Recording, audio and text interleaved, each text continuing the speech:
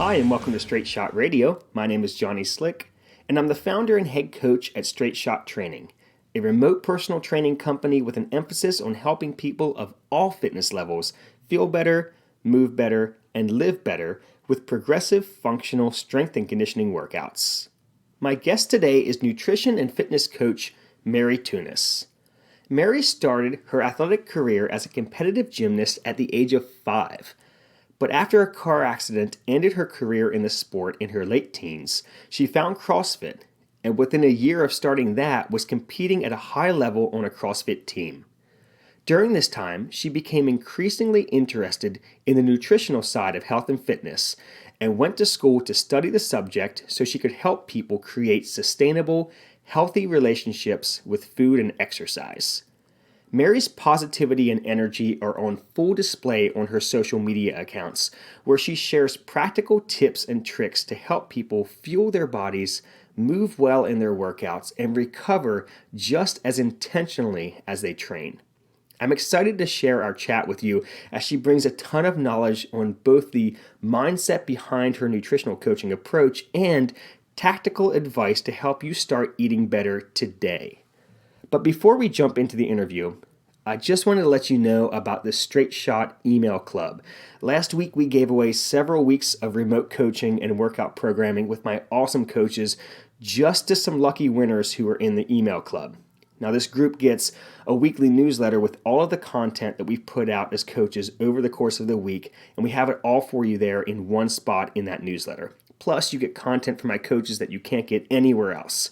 We offer exclusive deals and giveaways to this group too. And listen, I don't want you to miss the next time that we give away a chance to work with my coaches because they're awesome. So head over to straightshottraining.com and click join the email club to start getting that newsletter. And again, while you're there, check out everything that we have to offer in terms of personal training. And if you're ready to take charge of your health and your fitness, click request a coach and I'll get right on it for you.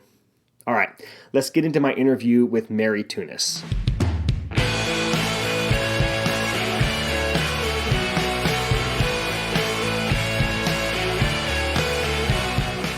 Thanks for joining us today, Mary. I know you've got a really busy day with clients and all the other stuff that you have to do to maintain the small business that you started. Actually, how long have you been personal training? So I started personal training almost about 2 years ago. I coached gymnastics for 8 years. So I've kind of been training people in a group setting for a very long time. And then I got certified in my CrossFit level 1 and I started group training classes. And then as I pivoted from the competition world, into trying to figure out what I wanted to do as a career, I started personal training in Hagerstown, Maryland. So it's been about 2 years. So you were talking about competing before you got into coaching, both fitness and nutrition. You had quite a long career as an athlete for how young you are. Can you walk us through kind of what that looks like from your beginnings with gymnastics up through CrossFit? Yeah, so I started gymnastics at the age of 2. My mom put me in a parent-child class, and she told me that I could continue if I started using the bathroom. So if I went for potty training. Okay. So I started gymnastics at 2, and I started competing at the age of 5, and I competed from 5 until about 17 years old. I was in a pretty traumatic car accident, and that ended my gymnastics career. I then went to Frostburg after graduating from high school, and I was on the cheerleading team. Didn't work out for me, came home, found CrossFit in 2017, and fell in love with it and quickly started competing. I competed at the 2018 CrossFit Games Regionals on a team. And then I competed at the 2019 Mid-Atlantic CrossFit Challenge. Wow. Wait a minute. So because I met you at CrossFit 301 Elite in Hagerstown, and that must have been 2017. So you had just started then? Yeah, I just started CrossFit. I was home. I decided not to go back to school at Frostburg. I was working out at Planet Fitness for 1 million hours a day. I watched the Fittest documentary. I drove past CrossFit 301. I went inside one morning at 7 a.m. and I didn't look back. Wow, that's crazy. So to go from not doing CrossFit, anyone listening, because we do have a lot of people who listen who are in CrossFit or who did CrossFit, but to go from not doing CrossFit to competing at regionals on a team in a 1 year span is pretty impressive. I think gymnastics and then my just work ethic, really, I was determined Okay. when I want something, I go after it. Okay. Um, yeah. And are you competing right now, or just working out because you enjoy it? What's it look like for you now? Yeah, currently I'm in this weird place because competing's always been part of my identity. And during the pandemic, I really, or I guess we still are in the pandemic, but during the lockdown, I really struggled to try to find my purpose. I had just graduated from college and I knew that I wanted to build a business, but I knew that I probably couldn't build a business and compete at the same time.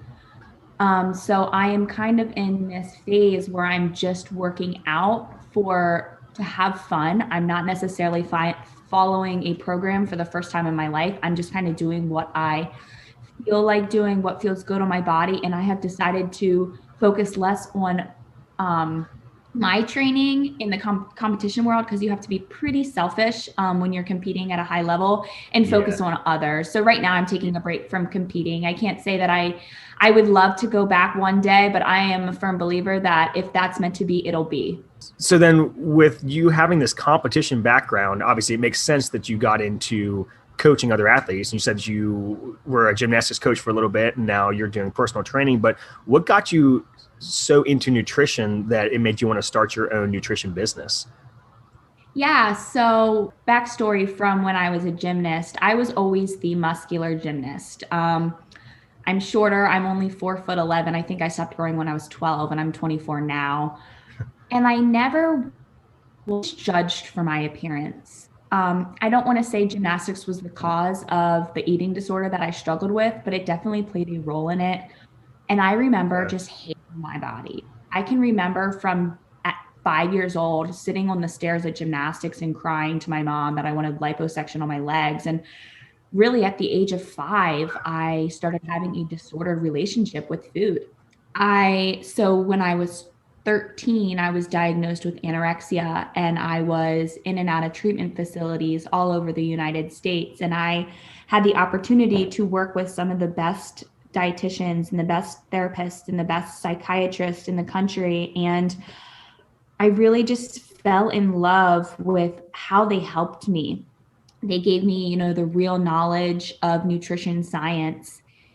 And I knew that I wanted to give back to the community. So I decided to go into school for nutrition because I learned through CrossFit that in order to perform the way that I wanted to, that I needed to eat more food than I ever had. And Yeah. it amazed me how much food plays a role in our daily activity. I always thought that I had to earn my food by exercise, when really, me just sitting here talking to you, I'm earning my food because I'm alive and I'm breathing.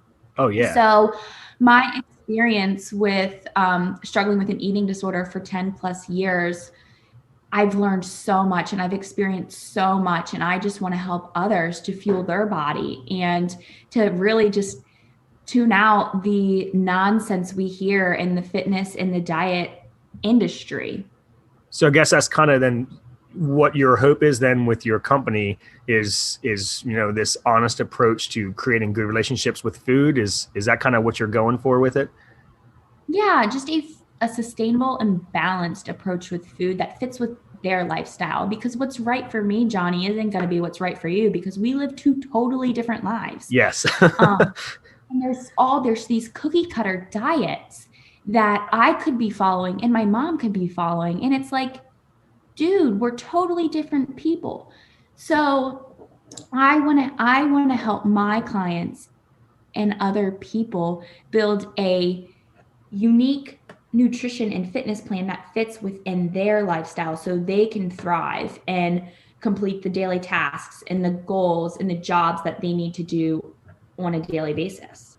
Well, I mean, you've really been putting out a lot of cool content since, I guess, you've really launched headfirst into this back in in like early 2020, right? Shortly after the lockdown, I think is when you kind of started kicking things off. Yeah, so I really started believing in myself once I just started doing it. Okay.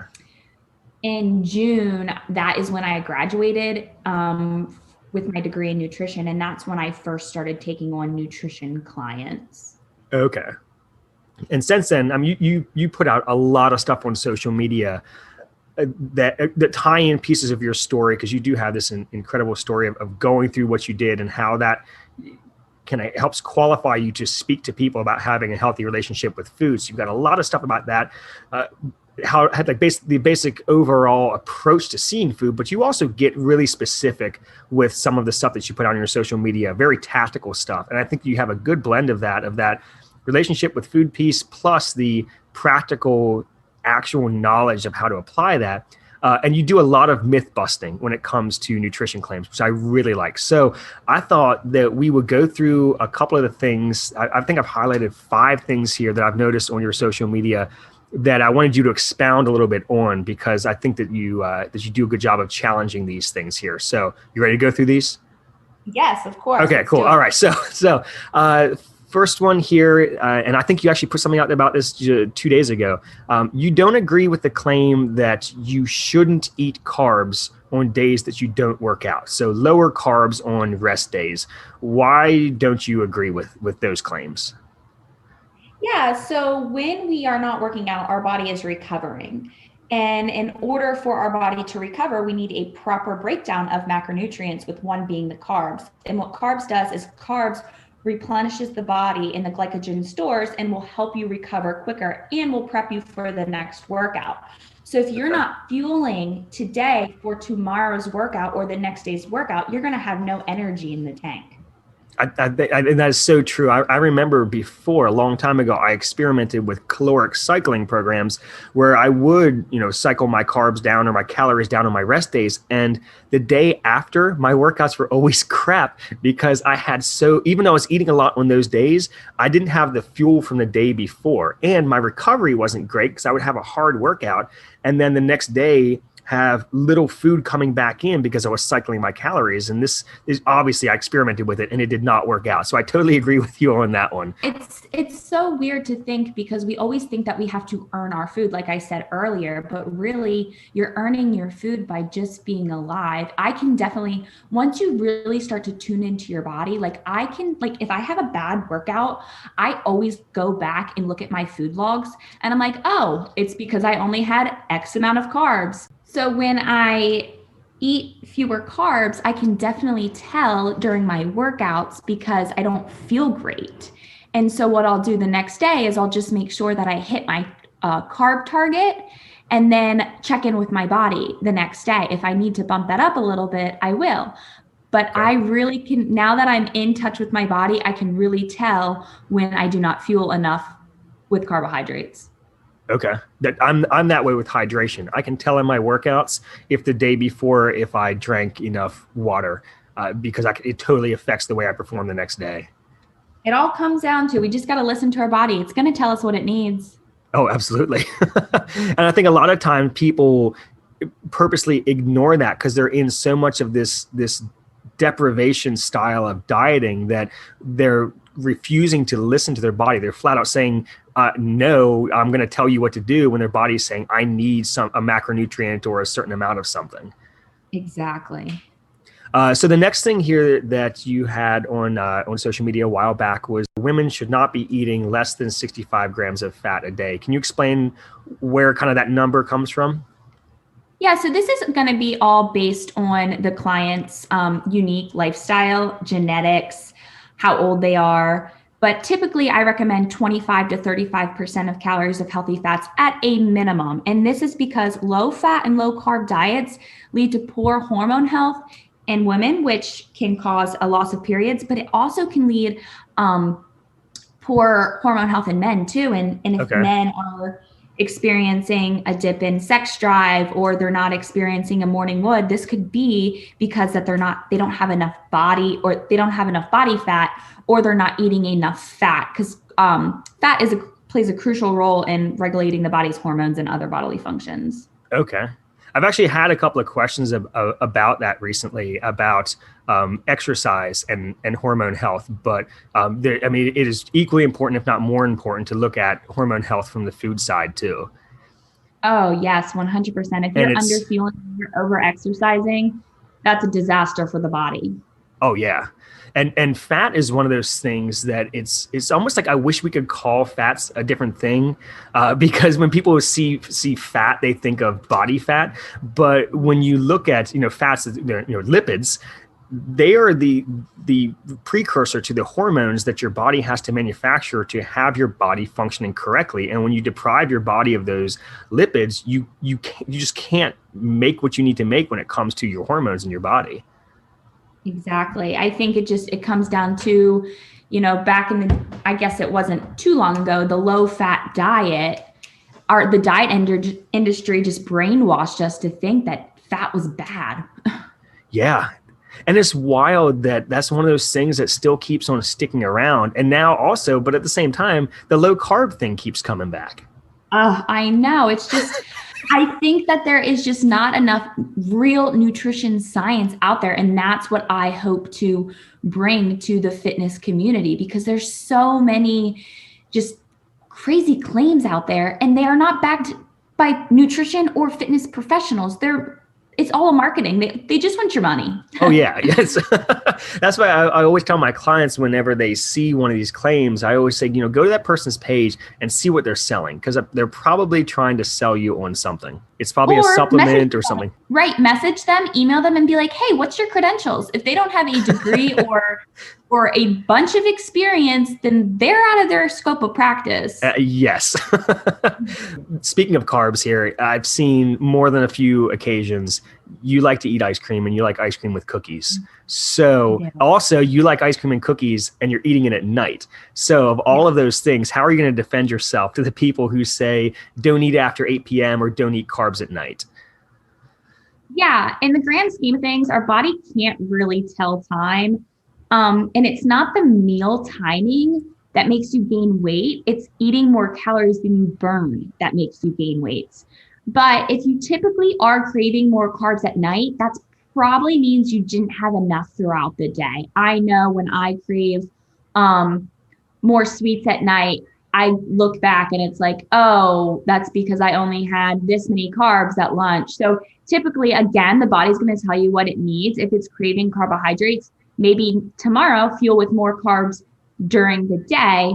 But the fact that people say that you can't eat after 8 p.m., that's not what makes you gain weight. What makes you gain weight is because you're eating more calories than you're burning.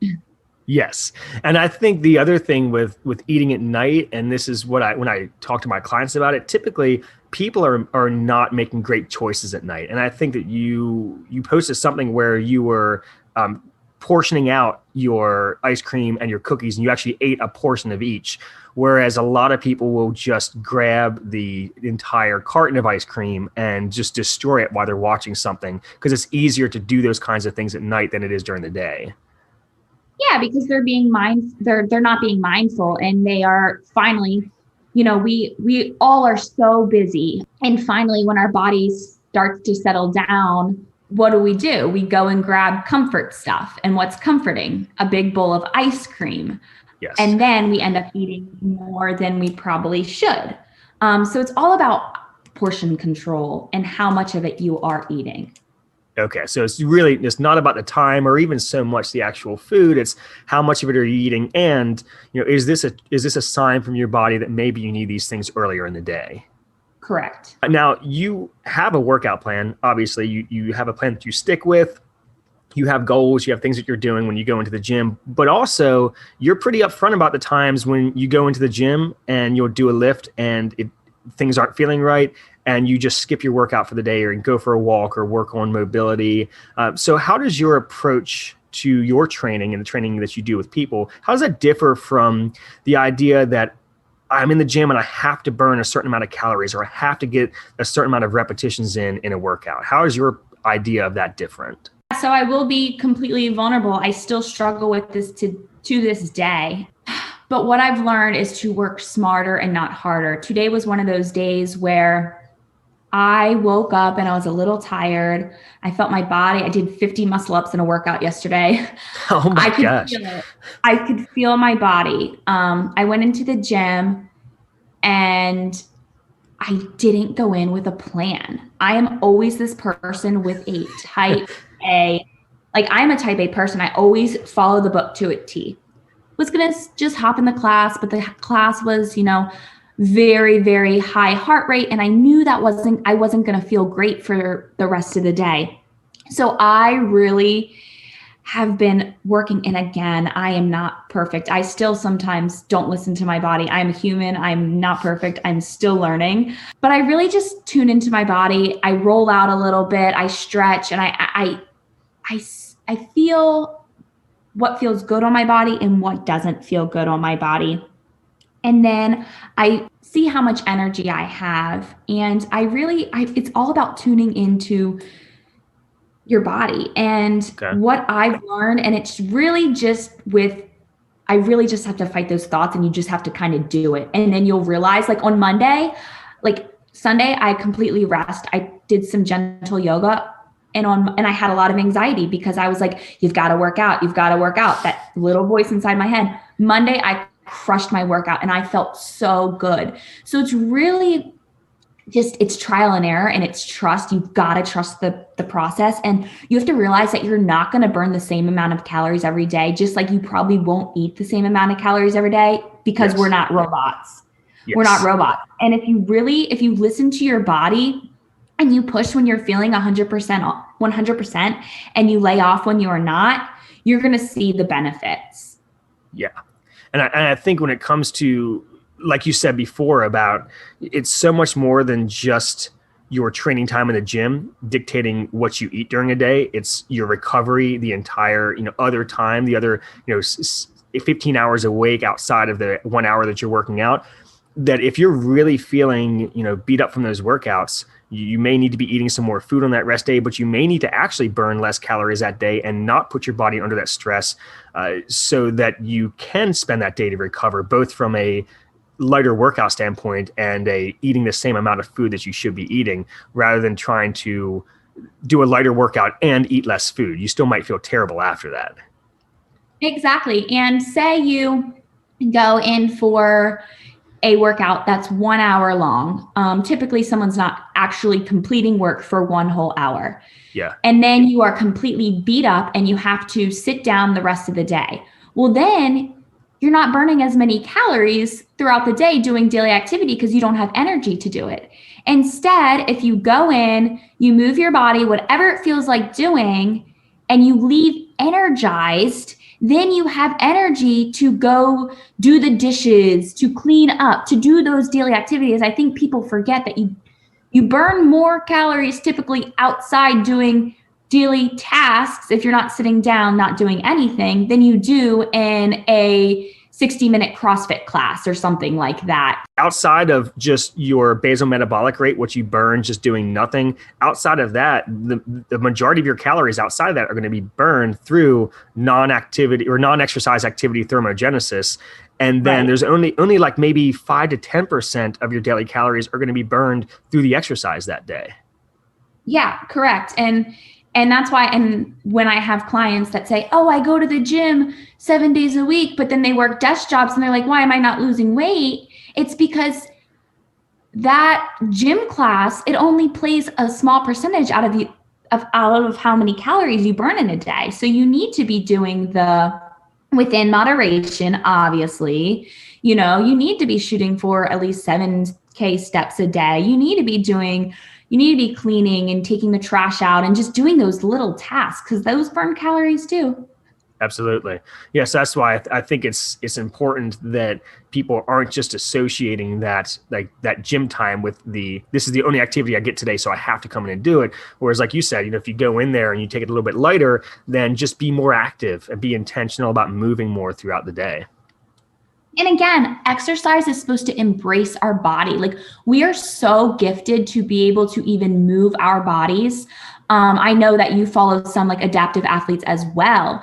Yeah. And working out should be like a praise to our bodies. So it's okay to feel, face down on the ground and in a workout every once in a while, but really the majority of our workouts should make us feel energized and not beat to the ground. And that has been something that I've been really working on and challenging this past year, because I felt like when I was competing, if I couldn't move the rest of the day, then I didn't work out hard enough. But now I leave a little bit or a lot in the tank. So I am excited and I'm eager to go back to the gym tomorrow. Yes. Which is, that's one of the things that I've always kind of challenged, even back whenever I was in CrossFit, is one of the things I've always challenged is this idea that you have to have max intensity every time you go in there. And that's just not what our bodies are asking for. No, and take it from experience. I'm dealing with a lot of hormonal imbalances right now that I'm trying to heal and everything like that, because I did push my body to its limits in my past. So I'm really trying, and I'm paying for it now. And it's definitely challenging, but it's your body will break down. If it hasn't yet, it will. Yeah. So my final question here in regards to some of the stuff that you challenge with the things that you put out online is this idea that lifting weights makes women bulky or muscle bound. And it's for some reason that thing still has stayed around with us for so long that if women lift heavier weights, or if women lift in general, that they are going to look like bodybuilders. So what's your take on how people see both the way you train and see you as kind of this public figure now, putting yourself out there as a fitness and nutrition coach? If you want that quote unquote toned look that a lot of females are looking for, you must lift some sort of weight and eat a balanced diet. You build muscle with time under tension, and you refuel with nutrition. So it's a long process, and it has a lot to do with genetics. But you can't be afraid of something and you don't even really know what's going to happen. A lot of females say, "Oh, I'm not going to lift that. It's going to make me bulky." Well, have you ever tried it? Have you ever tried it? Do you think, like, if you say, you want a body like me, or you want a body like, let's say, this other athlete, well, look what they're doing to achieve that body. You know what I mean? But then again, it's like people just call the shots and they've never even tried it because they see it on social media. They see the girl with the quote unquote perfect butt doing the little booty band workouts and the little running on the treadmill, you gotta start filling your mind with other stuff. You gotta get educated. That's what I think. People are so uneducated. Well, I think one of the things too is that you and I we're smaller athletes. I think our height combined is like 9 feet. Probably. So both of us being smaller athletes, it is, and both of us who have competed at heavier weights for our different sports, both of us have had to gain a lot of muscle. Like back when you were competing in CrossFit and I was competing in strongman, we both had probably more muscle than we have right now. Mm-hmm. And it was, and I'm not sure, I won't speak for you, but I know how hard it was for me as a smaller athlete to gain muscle. It is a lot harder than people think.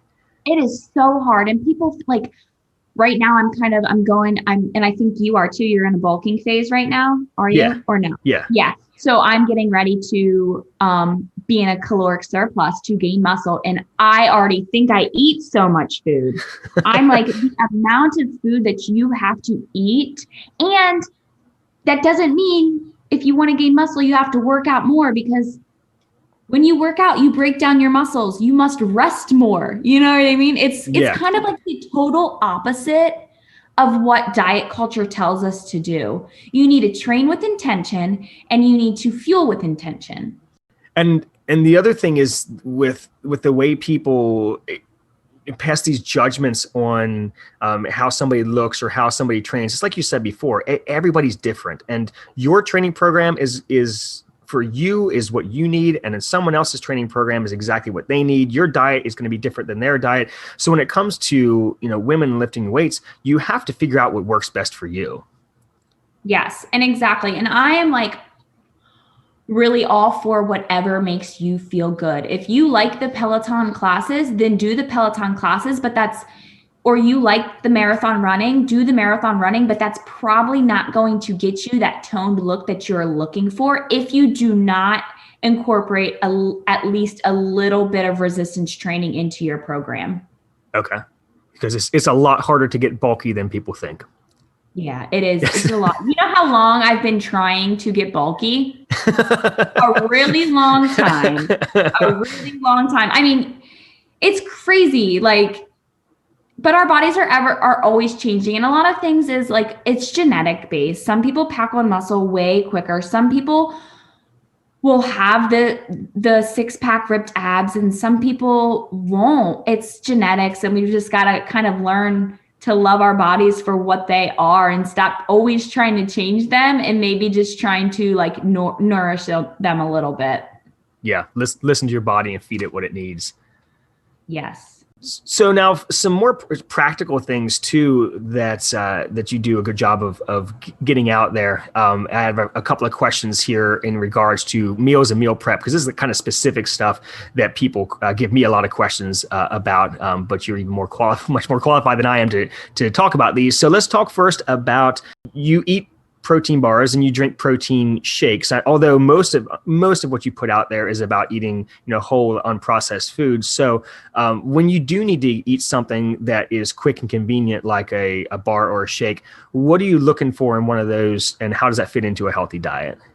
Yeah, so typically, you want to get most of your foods from whole food sources, but life is busy. And like you said, sometimes you need to get in those calories. So when I'm looking for a protein shake or a protein bar, I want to make sure that the carb and the protein ratio is pretty much even.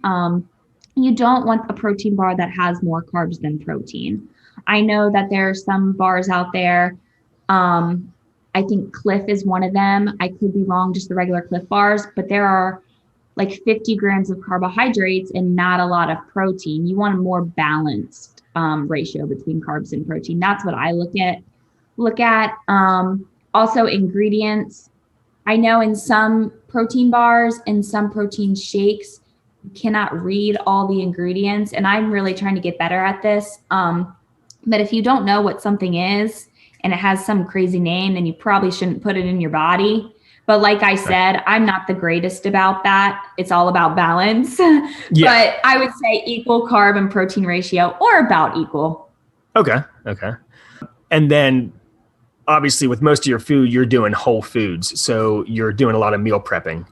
But sometimes you don't meal prep. Sometimes, I think last night, did you post something that you made in like 5 minutes? Oh yeah, the Ninja Foodie is my favorite thing. And I love steamable veggies and steamable carbs such as sweet potatoes and rice, and then whole rotisserie chickens. You can just go and grab. It's probably going to take the same amount of time to go to the grocery store, run in, get a chicken, grab some steamable veggies and steamable rice as it is to go through a drive-thru, especially Chick-fil-A, because that drive-thru takes forever. Yeah, because it's always so busy. Okay, so quick, healthy meals are still going to be that balance of a protein, a good quality carb, high fiber vegetables, and a healthy fat. It doesn't have to be prepped a week in advance. You can do these things on the go if you're able to find those things that are quick cooking. Yeah, for sure. It doesn't have to be complicated, and you don't have to spend hours in the kitchen, because this girl does not. I am not a fancy cook whatsoever. Well, one of the things that I think is helpful is if you have those bags of like steam in the bag vegetables, and we do a lot of chicken breast just in a crock pot, and then shred it, but then we'll put it in little bags and freeze it. So if you need, a quick dinner, you have the steamable vegetables, and then you can just thaw out the cooked chicken breast, and then you mix it with taco seasoning or low sugar barbecue sauce or whatever you want to do, and you have a quick meal right there. I think a lot of people get intimidated by the whole meal prep thing. Oh yeah, I agree. And I love that option, because then you don't get sick of the same flavored chicken every single day. You can, you can season it differently. And it's all about the seasonings, really. Seasonings and moderation with the sauces that makes food more flavorful. Okay. Now you mentioned doing takeout when you talk about your Chick-fil-A drive-through, a lot of people are still eating out with takeout, or maybe they are doing some outdoor dining, depending on where they're at. What are your main tips when it comes to people ordering food out? If they're going to go off plan from what they typically are eating, what do you have them look for in a healthy meal that they get out somewhere? Yeah, so before I go to any restaurant, I always go on and I look at the menu and I go in with a game plan. So then I know what I'm eating. I know what, say I'm planning for dinner, I know what I should be eating for breakfast, lunch, and my snacks. So I always like to go in with a plan. I also ask for condiments on the side, and I typically stay away from foods that are fried or breaded. Okay. But then again, if you do want those foods, maybe share with a friend or make sure you have a side salad before you have those foods. And then I always ask for a to-go box with my food because they typically, the portions are larger. And then I go ahead, once they hand me that food, say I'm eating at a restaurant, they hand me the food. I use the hand method, which is great for portioning sizes. So I make sure that I have a palm size portion of protein on my plate, about a 2 cup hand, 2 cup hands of veggies, and then 1 fist of carbs. And then anything left over, I go ahead and I put that in my to-go box. And then I eat that meal. I wait a couple minutes. If I'm still hungry, I'll get a little more protein and veggies out. Or if I'm not, then I'll out of sight, out of mind. Yep. Okay. That's a good way of doing it there. And of course, too, if people are doing takeout, the food's already in a to-go box and they get it home, they can go ahead and portion out onto a plate what they're going to eat and stuff the rest in the fridge for the next day. Correct. Out of the sight. Now, something that you do enough that to the point of where it actually starts making me guilty a little bit is that you have a vegetable with every single meal, every single snack. So beyond just the vitamins and the minerals and the fiber that are in vegetables, why is it so important to you for people to eat vegetables that often? Yeah, so veggies are very high volumed, and that means that you can consume a bunch without taking a lot of calories. So they keep you full with the fiber and with the water consumption. So typically, if someone eats a half a plate of veggies and a fourth a plate of lean protein, and then, they have their complex carb as well, they're not going to be they're not going to be hungry, I'm sorry, for the other stuff that they might think that they want. Okay. So when it comes to these vegetables that add bulk and add fiber to someone's diet, what are your kind of go-tos? What are your favorites for vegetables for people? Yeah, I love leafy greens, broccoli, cauliflower. I love sugared snap peas and cucumbers. They're super easy to snack on. And then zucchini and tomatoes as well. Okay, so kind of the whole eating the rainbow thing, a wide range of colors. And so you're going to be getting different vitamins and phytonutrients from different from vegetables then? Yeah, and for variety. Okay. What if somebody doesn't enjoy vegetables? What are your tips to get somebody to actually enjoy eating vegetables so they're not dreading their next meal? Yeah, I would start seasoning your veggies. Raw broccoli or like plain raw broccoli, like yeah. They're not rabbits. Like, yeah, that's not very tasty. So start seasoning your veggies, play around with it, put a little olive oil on it. Or if you like veggies raw, you need a little more protein in your diet, I really like doing plain Greek yogurt with a ranch seasoning packet and then dipping raw veggies in that. That's another good way, or using some light dressing. Oh man, that sounds pretty good. It's like a higher protein, lower calorie, like ranch dip for vegetables. Yes. It's great for those people it's great snack actually. Oh yeah.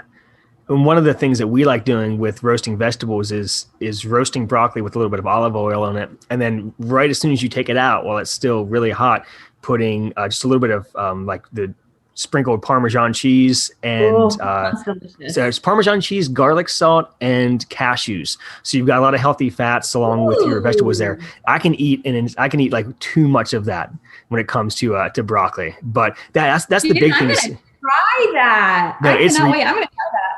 Yeah, it's ridiculous. Same thing with, and my son, he's 3, and he absolutely loves green beans and broccoli. Those are his two favorite things. But getting 3-year-olds to try new things is difficult. But watching him and him trying new vegetables and just, obviously the natural aversion that the kids have to trying new vegetables, I see the exact same thing in adults. And I think the big thing is the same thing we tell your kids is just try it. Like, try a different seasoning on your vegetables. Try that dip that you talked about. Try a different recipe. Don't just discount, I don't like vegetables, or I can't eat vegetables, they're just too disgusting. Just try some different stuff until you figure out what tastes good to you. Exactly. And cook it well. Another thing is like, if you really hate veggies and you're trying to incorporate more veggies in your diet, start with smoothies. You can add like a whole handful of spinach to a smoothie with some protein, or you can add some riced cauliflower. I do that sometimes in smoothies. And so you can start that way as well. And that's a good way for me with how much food I have to eat on a daily basis, with how many calories I'm eating right now. That's how I get most of my vegetables, is I just throw them in smoothies, because if I can drink it, it's less time of me sitting there chewing it when I have to eat all this other food with it. Exactly. What kind of fitness and nutrition advice combined, kind of a mindset you have for people who just really don't enjoy eating healthy and don't enjoy exercising? How do you kind of approach working with a client with an aversion to working out and healthy eating? Yeah. So find accountability and start small. I think people try to take on too much at once, and I've been here. So choose one focus a week and don't overwhelm yourself. So again, the diet industry wants us to believe that we have to do all these complex things, when really it's super simple. Like, start by getting 7 to 9 hours of sleep, or, eating a vegetable at every meal, or drinking water, or bringing water with you wherever you go. So start small and don't overwhelm yourself. And then I also think you've got to start reframing your mindset, because if you say like, oh, I have to work out, oh, I should work out, you're going to be in that negative mindset. So instead, reframe your mind and say, like, I am the type of person that works out, or I am the type of person that eats 3 balanced meals a day, or I am the type of person that limits alcohol intake on the weekend, instead of I have to or I need to. We're tricking our brain and reframing our mind. All right. And then finally, what is it that you hope to be known for as a fitness and nutrition coach? Yeah, so I don't want to be intimidating to people. I want to be very approachable. And I just want to use my story to help encourage others to find sustainable and flexible relationships with food. I did a lot of dirty work, and I'm still doing a lot of dirty work. And if I can help someone not have to do that dirty work, I feel like that I am doing my purpose here on earth. Yeah, just helping individuals build sustainable and flexible relationships with food, and learning that it is a process. And my approach to things is not a 30-day quick fix. It is a lifestyle. What the education and the resources that I give my clients, I don't want them to do just for 30 days. I want them to do it for a lifetime, and then pass it down to their kids or their friends. Well, I mean, you're doing a great job with it, Mary. It's really cool to see kind of this trajectory that you've been on since I've known you since about 2017, and now seeing, with both of us kind of really realizing things in ourselves in 2020, and both jumping kind of headfirst into our respective fields. But I think you're doing an awesome job with it. I really hope that people can take the things that you're talking about both today, and then check out all the stuff you have online, and start having this relationship with food that's something that's going to be sustainable, and not something that is just quick fix after quick fix that are just going to end up failing. So if people want to see more of your stuff, where can they find you on social media? Yeah, so you can go to my website, which is maryteunisnutrition.com, and you can link that in the show notes, because my last name's a little hard to spell. And then I don't know how many times I mix up the E and the U. Yeah, it's yeah, it happens a lot. And then on Instagram, I'm at M Teunis, which is my last name. Teunis. Correct. Look at you, Yes. Johnny. Look, I'm not even looking at a note right now, too. I just remembered it. And then your website, which, by the way, is awesome. You just launched a new website. Yeah, it's maryteunisnutrition.com. Cool. And you've got a lot of stuff there, both on the website and on your social media of just, practical, just free stuff for people that they can already be learning from you, even if they're not working with you as a nutrition client. But you also do remote nutrition coaching, correct? Yeah, so I do monthly or nutrition coaching, and then I also will help with meal prep and grocery shopping. That's additional services, and it's really just based on the client. Again, it's not cookie cutter, so it's very individualized approach. That's so cool. That's awesome, Mary. I'm super proud of what you're doing. Thank you so much for hanging out with me today and sharing all the knowledge that you got there. Yeah, thank you. And thanks so much for just being such a positive role model. I really look up to you and I love your voice in this fitness space. So thank you too. Awesome. Thank you, Mary. Let's go change the world. Okay, let's do it. Sounds good. Thanks, Mary. Yep.